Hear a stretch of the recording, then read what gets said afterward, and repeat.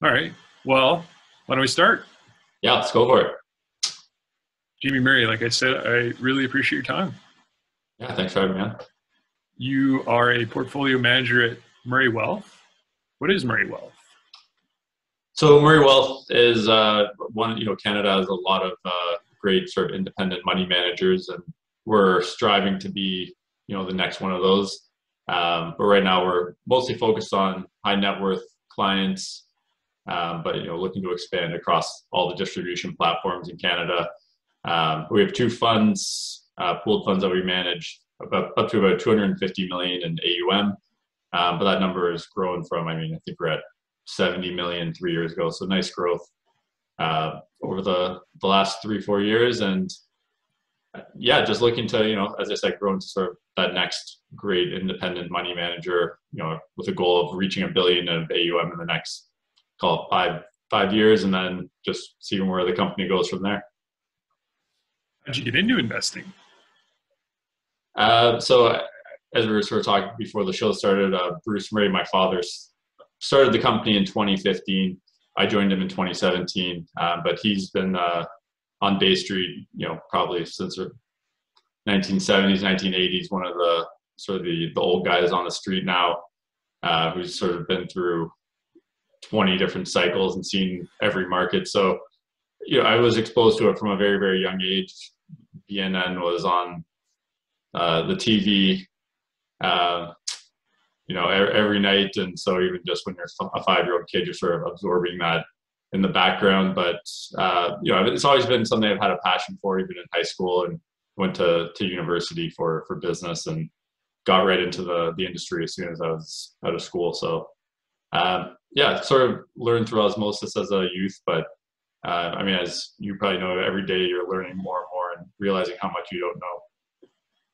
Absolutely. I think I read you did the Ivy program, and we were talking about with George Athanasakos. Yeah, so George, yeah, is my value investing professor, great professor, and definitely check out that episode for the listeners who haven't. But yeah, so I was at the Ivy School of Business for my last 2 years, which is a really interesting program. It's all case study based, and in the second year, you start it in the third year of your university. So it's only a 2-year program that starts after you've done 2 years in whatever program you were interested in. But yeah, it's all case study method. So, and you really have the same class and classmates for all the different subjects. So whether you're doing an accounting case, a marketing case, ethics type cases, you're with the same people. It's all discussion based. So you sort of read the case ahead of time, and then the professor will walk you through the case and hopefully steer the class towards a good discussion and towards some interesting insights. But it's much more of a conversation learning based method as opposed to just reading textbooks and theory based. So very interesting in that standpoint. Did you carry Dr. Athanasakos's principles forward? Would you call yourself a value investor nowadays? Definitely. I think he has like a great book that he published that's like very heavy on value investing theory. So how to calculate, no plat and what to include, what to exclude. And, I think lots of them, there are definitely some investors who subscribe to the heavy financial modeling. We've always found models are only as good as, the inputs that go into them. And, it's not, I think every investor almost says now, the new thing is every investor is a value investor. It's just how you define value. And, we definitely take some principles from that, but, Murray Wealth, we're more focused on growth investing and definitely growth at a reasonable price. So we're looking for companies that, we think are going to be growing for decades, which doesn't always necessarily line up with how you look at a company in a traditional value model. But certainly there's elements to it that we borrow. At the end of the day, you're always looking for, a company that, you think you're buying at a good price and is going to have a good return going forward. Maybe more along the lines of the Phil Fisher or Charlie Munger model of thought, where you're buying quality companies, expecting them to keep growing. Yeah, it's more along those lines, and our view that a great company will grow for decades, and that compounding effect over a 5, 10, 20-year holding period is, that's how you can generate very, very strong returns in the long term. So, what sectors are you guys looking at these days with rising interest rates and hot commodity markets, everything going on in Europe? Is there kind of maybe an area you're focused in more now, more than in the past? Yeah, so I mean, kind of going back to that previous comment, we are very long-term investors. We don't have a lot of turnover in our portfolio. So we've always been in the sort of larger cap technology names, so like Google, Amazon, Facebook, Meta, Netflix, those type of names, and we still hold strong positions. I think 4 of our top 5 holdings in the global equity fund are technology, semiconductor focused companies. And yeah, we haven't made any sort of major adjustments to that, and we still see very healthy growth out of these companies. We think they can grow 10% plus for the next decade. They're very, very well capitalized. Obviously there's still subject to the business cycle with advertising and whatnot. But, we think every time we go through a recession or the world goes through a recession, these companies sort of entrench their position a little bit deeper because really all their competitors get a little bit weaker every time they go through one of these. So we don't see that changing. Healthcare is another very interesting sector. I mean, obviously, this is the aging population. Lots of advances being made now in the way drugs are developed. Obviously, like Moderna, not a company that we own, but just an example of how companies can harness certain new technologies and create a lot of value. So we see lots of opportunities on the healthcare side. But I mean, when you touch on commodities, I think just while I was recording this, with the Ukraine-Russia invasion going on, and particularly when you look at the underinvestment in commodities for the better part of a decade, and the drivers of demand, being electrification, natural gas through gas power plants, and then with the underinvestment in oil, we're still seeing oil demand grow, and it is a pretty healthy setup for commodities. So we do have a little bit of commodity exposure, more so in our income fund product, which is more just geared towards a high dividend yield.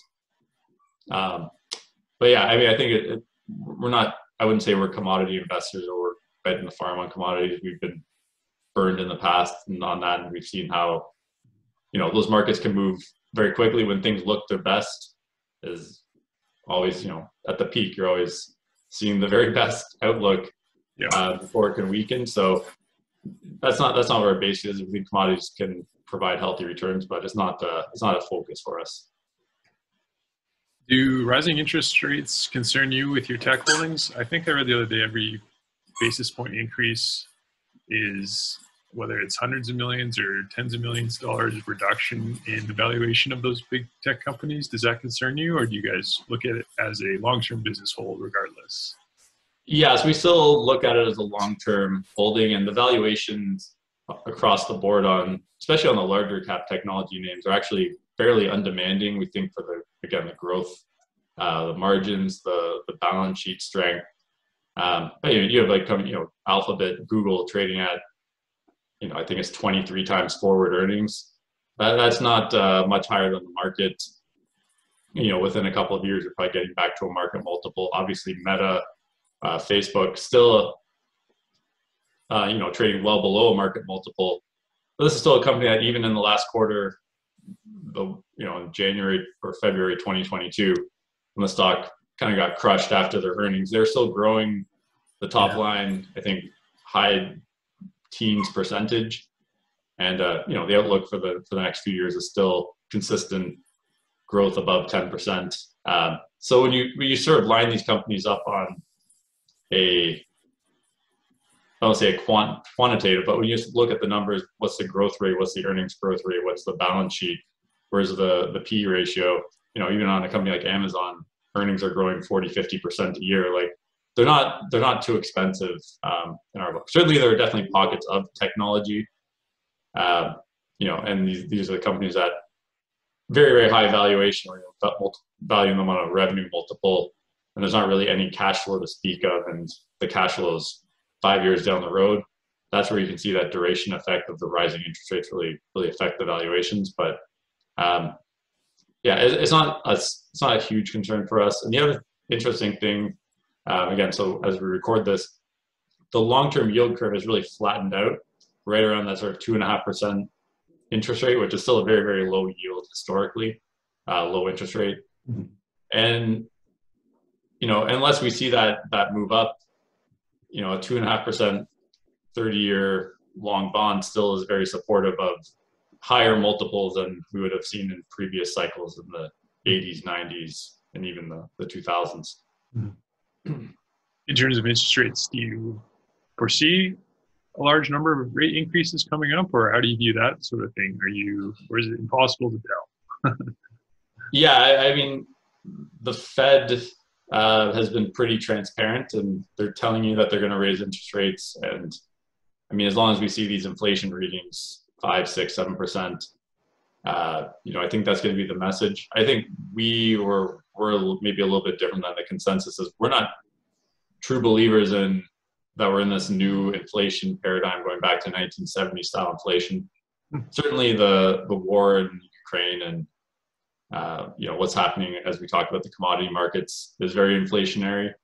But this isn't I don't want to go around the whole circle on this again, but obviously coming out of the COVID shutdowns with a huge hit to supply chains, the quick response of companies to reduce inventories at the same time when government stimulus sort of set durable goods demand off on a huge run, that created a lot of short-term inflation. But we think a lot of that's going to reverse. We're already seeing it now. We're seeing trucking rates come down. We're seeing ocean shipping rates come down. It sounds like the chip shortages are going to be worked through, and so there could be a glut of new supply for just stuff like couches, microwaves, refrigerators, laptops, all these things that were really used cars, new cars. We're going to see a big supply response on that. Now, obviously, as I said, the war in Russia, Ukraine is sort of a wild card in this and how that plays out. But, we're not seeing the inflationary forces that we saw 40, 50 years ago when inflation was 10% and interest rates were, 10, 15%. So we're still in a little bit more of a, let's wait and see where things shake out in a couple of years once supply chains have normalized. In terms of Murray Wealth and the business model of picking stocks, do you guys have an active portfolio with a bunch of names that you picked? Is it all names that you picked actively, or do you index part of your fund, or how do you manage the fund itself? Yeah, that's a good question. So we're completely index agnostic. We have a couple of, the S&P, TSX as benchmarks just to at least show our clients, hey, we're doing something that, we've had good results. We've been about 3 or 4% above our benchmark since our inception of the fund 7 years ago. So pretty happy with those results. But we don't pay attention to what's in the index. I don't even know what the index weights are of any of the companies we hold. So completely index agnostic. There are sectors that we'll completely avoid. Sectors will, overweight well beyond any sort of traditional parameters that even some larger fund managers might put in. So yeah, it's all bottom-up analysis or picking the stocks. Like I said, we do have the 2 portfolios. So global equity growth, which is really invest anywhere. We can invest Canada, international. Just looking for companies that we think are good value and can grow, and they can be, as we talked about, the big companies like an Amazon or a Alphabet type company, right down to some great Canadian companies like Aritzia, which is one of our larger holdings in the fund, which we think is just a phenomenal company. Net fees, it's extremely hard to outperform the market consistently 10, 20, 30 years for an active stock picker. How many people do you see consistently outperform the market over a longer time frame? Yeah, so I mean, there's countless studies that show how difficult it is, and I think our track record long term is pretty good.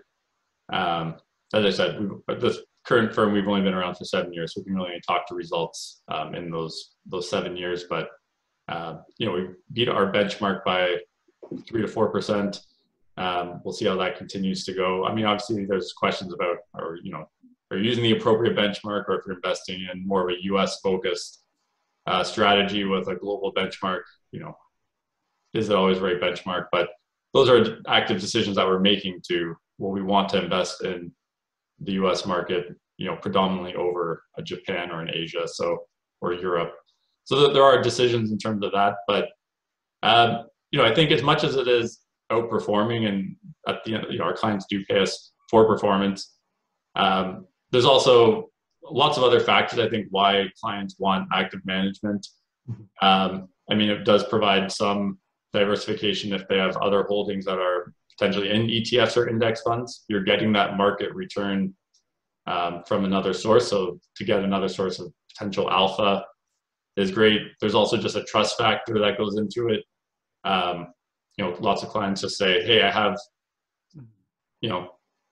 received an inheritance, and even though I used to manage my own money, and I just want somebody else to look after it. It's part, I think, custody, making sure that there's somebody who's paying attention daily to what's happening.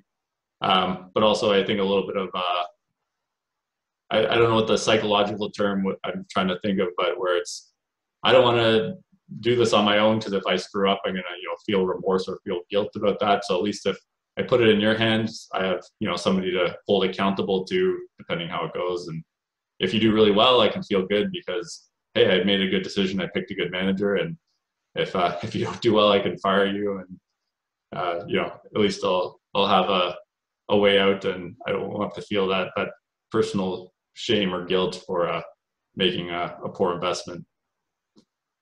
I think for anyone who is interested in investing in stock picking, it's kind of depressing, the number of people who outperform the market. But on the other hand, the service that you provide is, when someone gives you their money, that you can argue that at least you'll be allowing them to match the benchmark or outperform a little bit, instead of just throwing all their money in the market and losing it. I think that's the valuable service at the end of the day.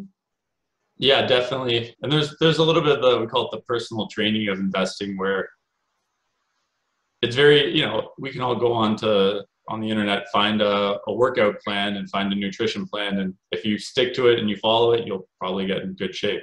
But there's still a very thriving personal training industry, because at the end of the day, you need that coaching, you need that person who's there when it's not easy to follow that plan for whatever reason. And, we see it where we have, there could be former executives to your next door neighbor who, ran a small business that has nothing to do with the stock market in general.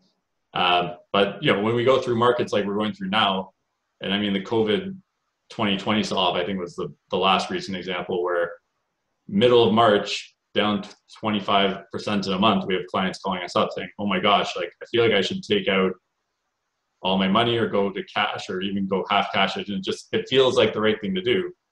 And that's, again, because that when you see your investments fall 25% and the whole world looks completely bleak, that's the natural sort of instinct. But historically, that's always been the exact wrong thing to do, the opposite of what you want to do. And those are actually the best buying opportunities. So, a lot of it is, as much as we're trying to outperform, and, last year, 2 funds were up about 30%, where, most benchmarks were up 22, 23%. And our clients are like, oh, hey, that's great. You had a great year.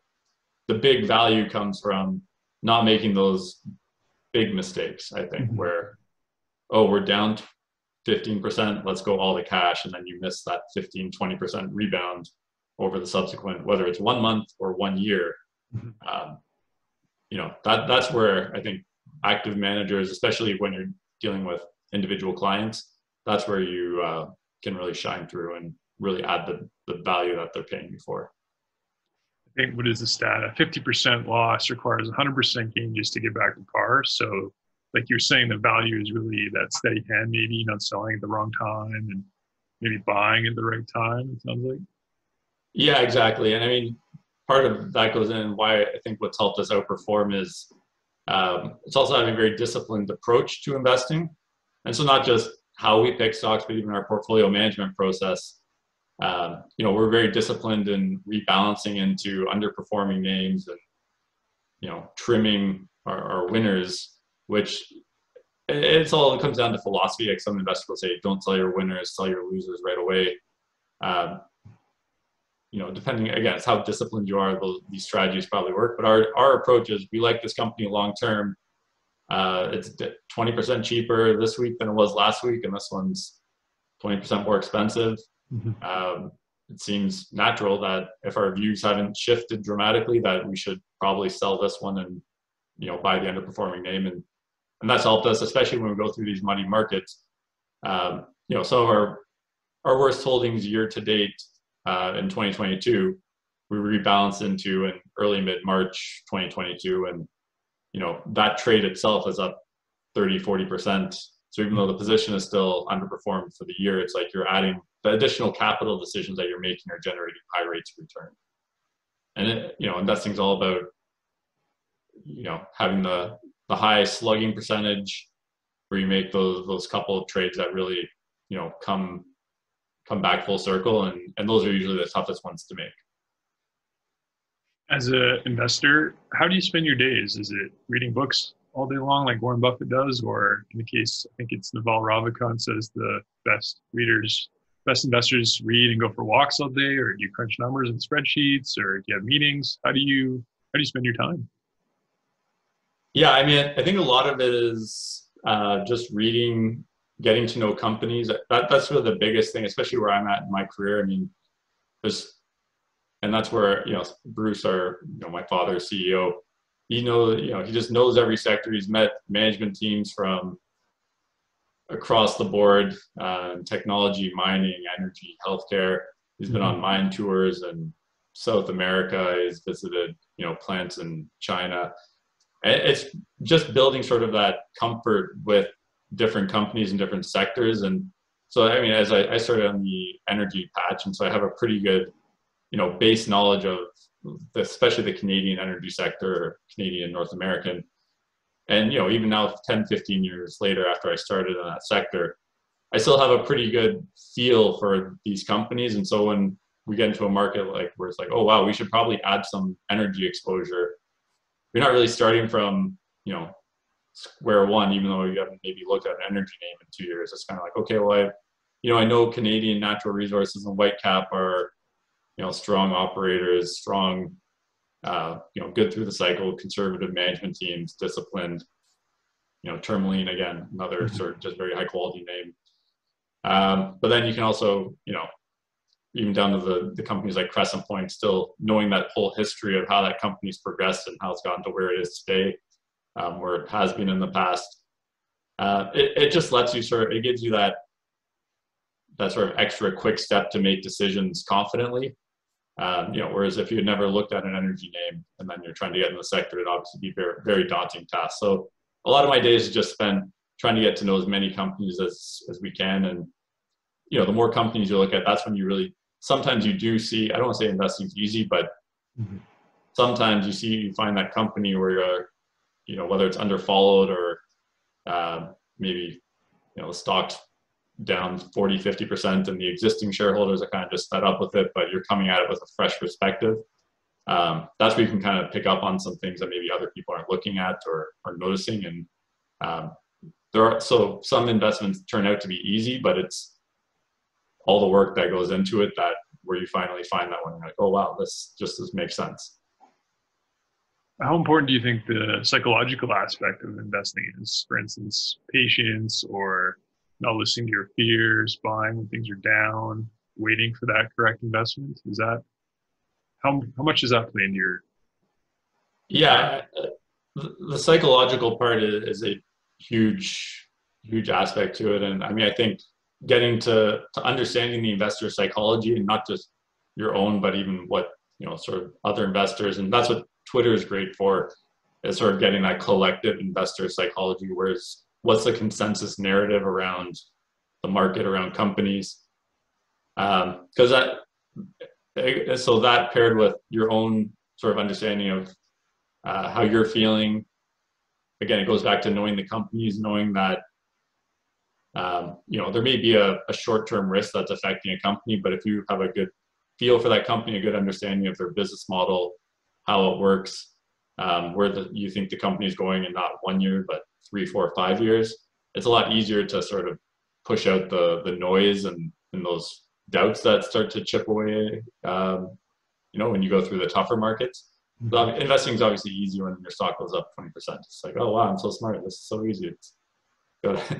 But then when it goes down 20%, you're like, okay, am I missing something? Is there, you really sometimes do start to question everything you think you know about a company. Like, does this company asset actually, is there anything here? Or is it, like for a technology company, is it just like a little internet program that people might just stop using and then this whole entire business goes away? Or, is this a commodity that's going to get replaced in 5 years? So there is those doubts, and that's where it comes to having conviction with your holdings and knowing them well, and knowing how the company is going to respond to different challenges in the market.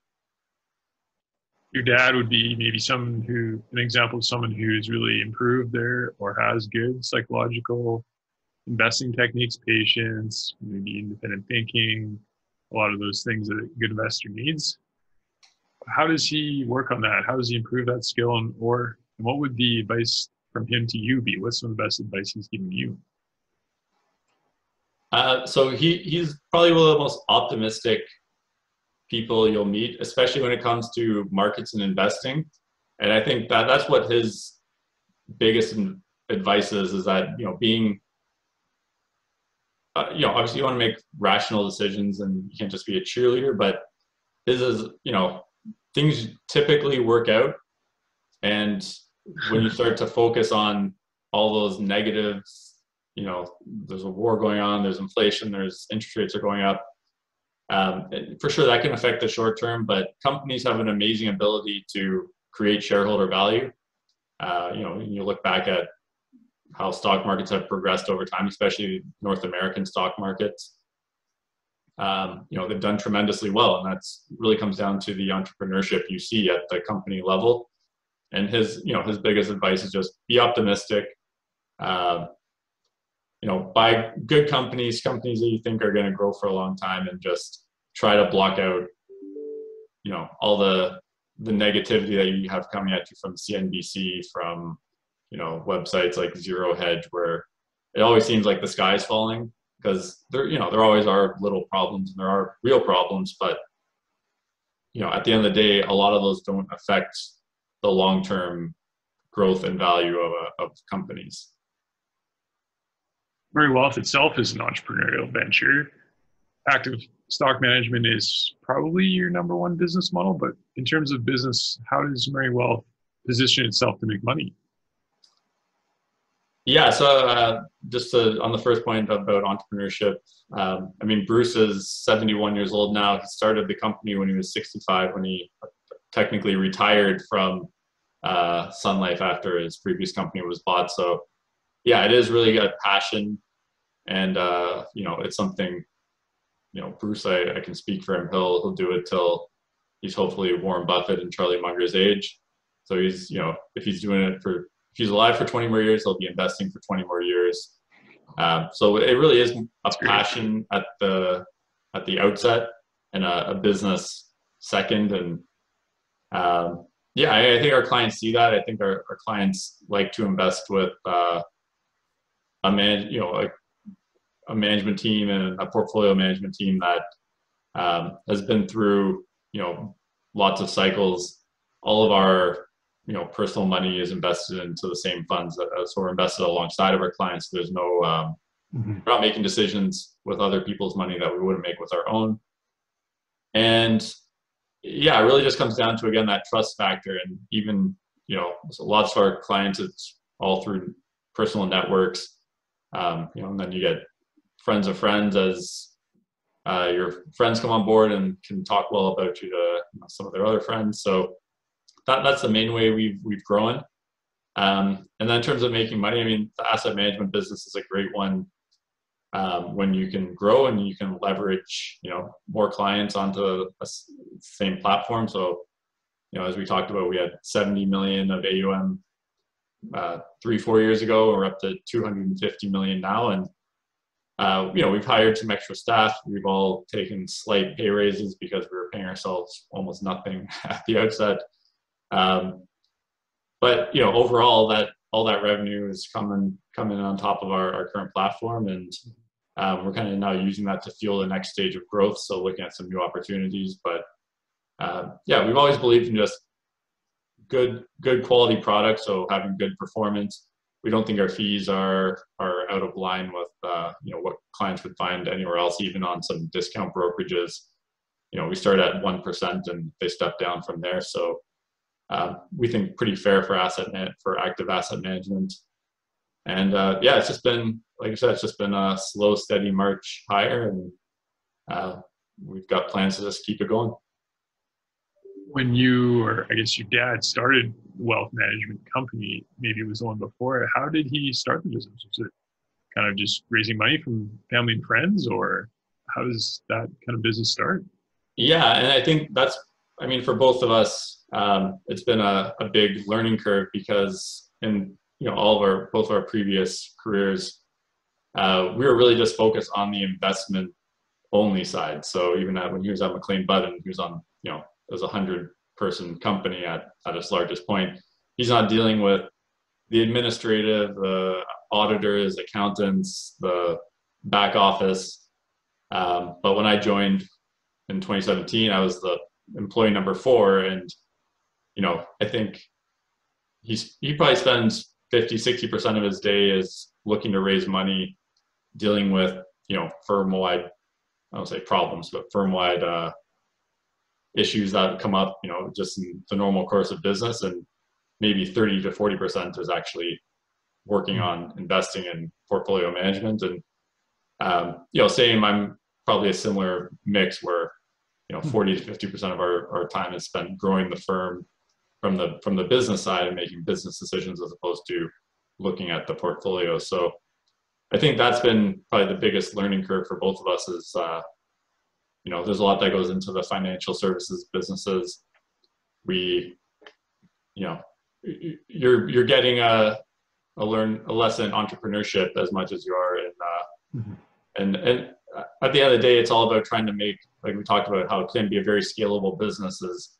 And that's what I think, by my own experience, the best advice I can give to anybody who's ever looking to start a company or grow a company is, from the outset, try to make it as scalable as possible, because you never know where it's going to go. You might just think, oh, we're going to be a little one-store coffee shop, and there's nothing wrong with that. But you might find, oh wow, we're so busy that we could open up a second location, and a third location, or people want a franchise. So just having the optionality and sort of the systems in place from the outset to let you grow and not have anything constrain your growth is the best way to start up and run a new business. For someone that is looking into wealth management or fund management, do you have any, I guess, guidelines in terms of how much money you might need to start a fund or a wealth management business? Some people might say you need tens of millions or hundreds of millions. Some people would say you need $1 million or $2 million. What has your experience been? Yeah, I think a lot of it depends on, it depends on your ability to live off of, if you have savings, obviously you don't need as much if you're able to self-sustain that way.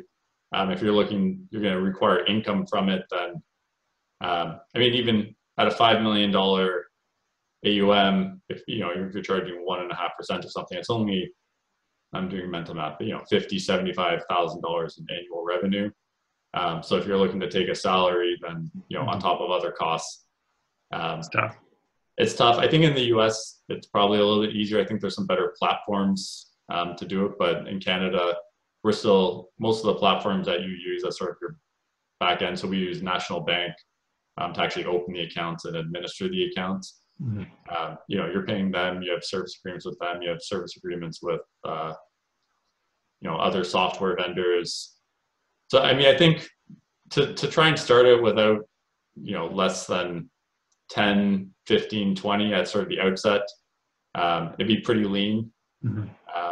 But then there's some great independent managers across Canada, or sorry, like independent advisors who have great platforms where, if you're an IROC licensed broker, you can come in, you can almost do maybe you aren't running a pooled fund or a mutual fund, but you can, start off with a smaller amount and have a pretty good base to grow, and already having all those costs and platform built in. So that's probably the way I would look to start if you were looking at that. What would your advice be to the average investor looking to invest their money? Would it be to buy an index fund? Would it be to find a wealth manager? How would you advise someone? Yeah, so I think first off, so regulations and the changes that they brought into the industry, it does make it hard. Even some financial advisors at some of the larger companies in Canada have said that it's just the increasing burden of regulations made it harder and less profitable to service some smaller individual investors.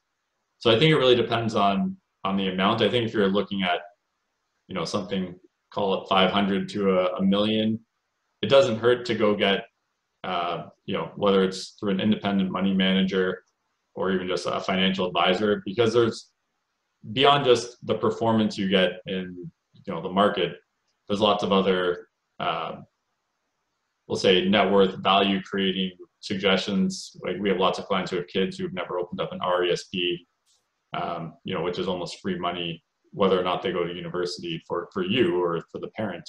And even tax maximizing strategies and that type of advice that you can get, that if not every individual is familiar with it.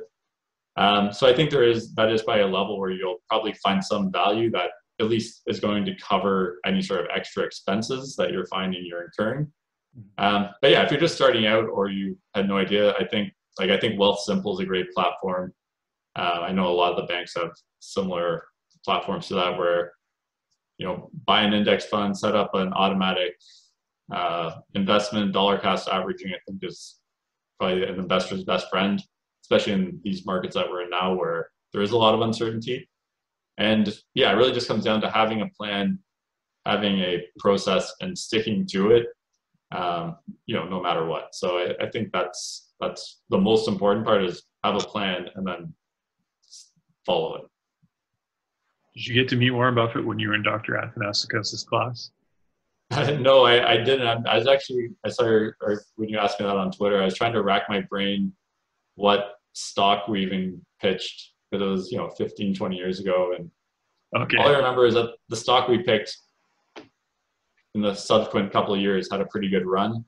So I felt good about that. I was like, I think we made a good stock pick, but no, we didn't get to go meet him.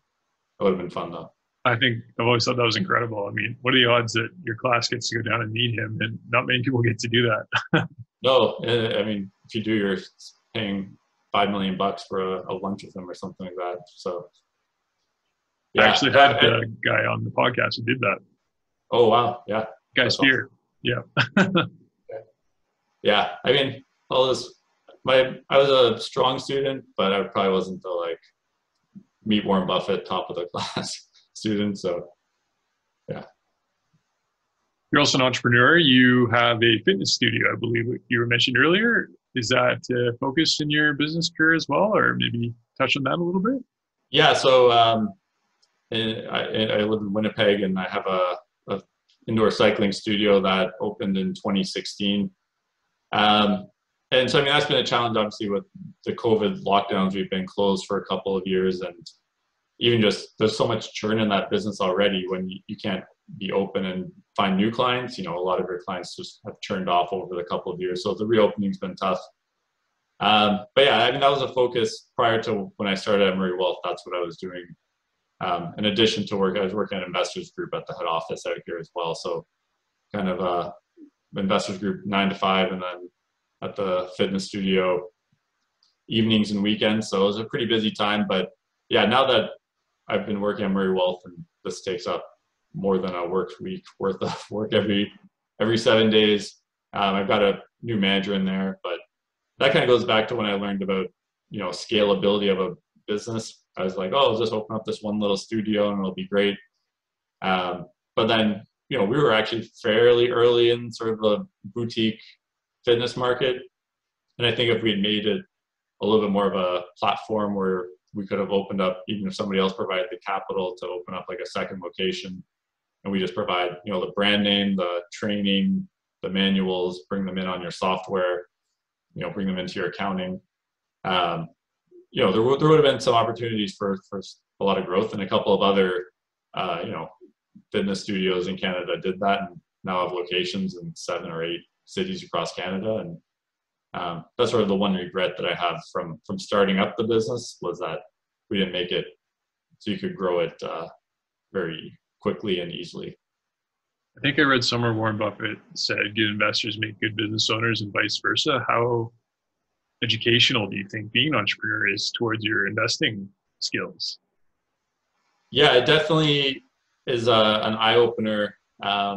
It's one thing to read about, you know, Exactly. financial, even just business operatorship, and working capital is important, but you don't realize, you know, like, okay, yeah, I get it. Like, companies need to have enough money in the bank to sort of run, but then seeing how hard that is to manage in real time, especially for a small business where, you know, you don't have a $250 million line of credit facility that, oh yeah, I'll just draw down on that a little bit and deal with it later. Or it's, you know, oh, somebody vandalized our sign out front and that's going to be $3,000 to fix. And you call the insurance and they're like, well, we could fix it for you, but your deductible is $1,000, and then your rates are probably going to go up by more than $3,000 a year.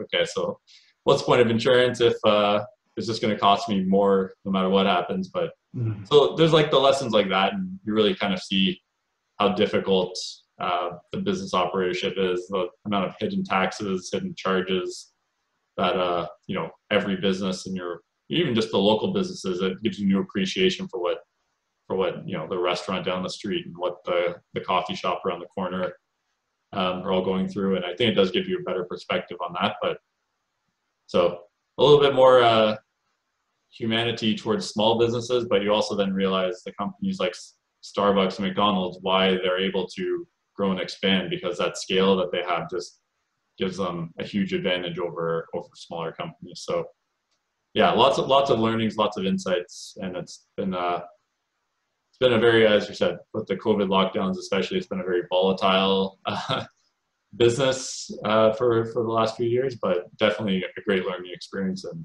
something I'll always appreciate that I did. Well, that's awesome. I think that's a great conversation on Murray Wealth and the philosophies behind the company and your entrepreneurial activities, and I really appreciate your time. Yeah, thanks for having me on, and I'll be ordering some Rose Bros coffee as soon as we get off. So if people want to learn more about Murray Wealth or your fitness studios, where would they find information? Yeah, so Murray Wealth, you can find all the information on our website, murraywealthgroup.com.